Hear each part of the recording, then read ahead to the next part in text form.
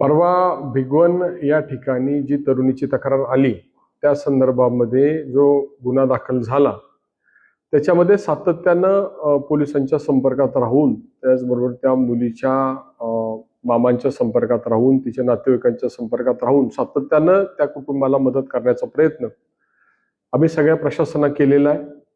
काल त्या मुलीचा शोध घेईपर्यंत दर तास 2 तासाला पोलीस प्रशासनाला तातडीनं कारवाई करण्याच्या सूचना मी स्वतः केलेल्या आहेत. काल जे काही मुलगी मिळाल्यानंतर आज जे काही त्या ठिकाणी आरोप झाले त्या संदर्भामध्ये मी एवढंच सांगेल की या सगळ्या परिसरामध्ये काम करत असताना सामाजिक जाणीवेने आम्ही सगळेजण काम करतो आणि त्यामुळे कुणी जर काही आरोप करत असेल तर मला एक निश्चितपणे मी नमूद करेल की मला एक मुलगी आहे, माझ्या घरात महिला पदाधिकारी राहिलेले आहेत, त्यामुळे महिलांचा प्रश्न कसा हाताळावा याची जाणीव मला आहे.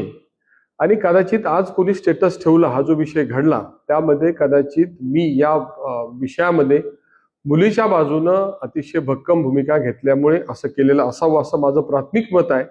परंतु या सगळ्या प्रकरणाची चौकशी पोलिसांनी कसोशीनं करावी, त्याचबरोबर त्या मुलीचा शोध घ्यावा आणि जे दोषी असतील त्याच्यावर कारवाई करावी अशा प्रकारे सातत्यानं मागणी मी केलेली आहे.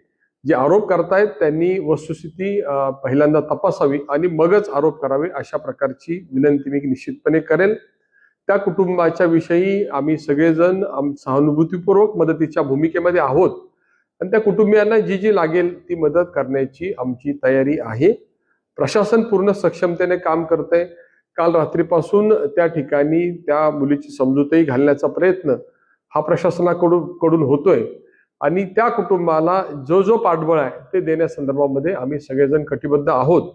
त्यामुळे कुणी जर अशा प्रकारचे गैरसमज करत असतील तर तुमच्याही घरात मुली आहेत, माझ्याही घरात मुली आहेत, त्यामुळे आरोप करताना वस्तुस्थितीची जाणीव ठेवून तपासून मगच आरोप करावेत अशा प्रकारचं नम्र आवाहन मी या सगळ्यांना करेल. तुमचं मुलीच्या कुटुंबियांशी काय बोलणं झालं होतं का?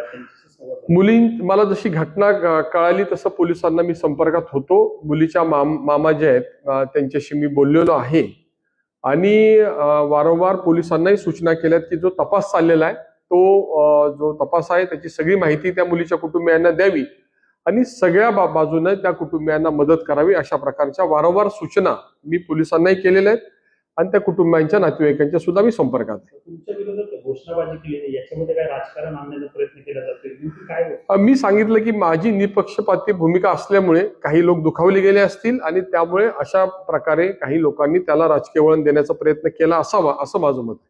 गोपीचंद पडळकर यांनी मोक्का लावण्याची मागणी केली होती आदर्श यांच्यावर आणि त्यांनीच तुमचा स्टेटस ठेवला, त्याच्यामुळे सगळा वाद निर्माण झालेला आहे. मुळात या कोण आरोपी आहे त्याला मी ओळखत नाही. गुन्हा भिगवण तालुका इंदापूर इथे घडलाय.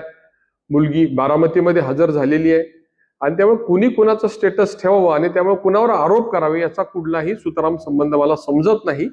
परंतु सार्वजनिक जीवनामध्ये मी प्रत्येक गावात गेलो तर 5-25 लोकांना नावानिशी ओळखतो आणि 25 वर्ष काम केल्यानंतर प्रत्येकाचे माझे संबंध आहेत. जसे माझ्या कार्यकर्त्यांचे संबंध आहेत तशी विरोधी कार्यकर्त्यांची सुद्धा माझे काही लोकांचे अतिशय चांगले स्नेहपूर्वक संबंध आहेत. त्यामुळे कुणी चुकीचं केलं आणि जर कुणी कुणाचं स्टेटस ठेवलं म्हणून कुणावर तरी आरोप करावेत हे योग्य नाही. आपण ज्यावेळी सार्वजनिक कार्यक्रमात जातो त्यावेळी सगळ्यांनाच आपण सद्भावनेने भेटत असतो. त्यामुळे अशा प्रकारे कुणी स्टेटस ठेवल्यामुळे कुणाला आरोप करावे असं जर कोण करत असेल तर निश्चितच त्याच्यामध्ये काही ना काहीतरी राजकारण केलं जाते असं माझं मत आहे.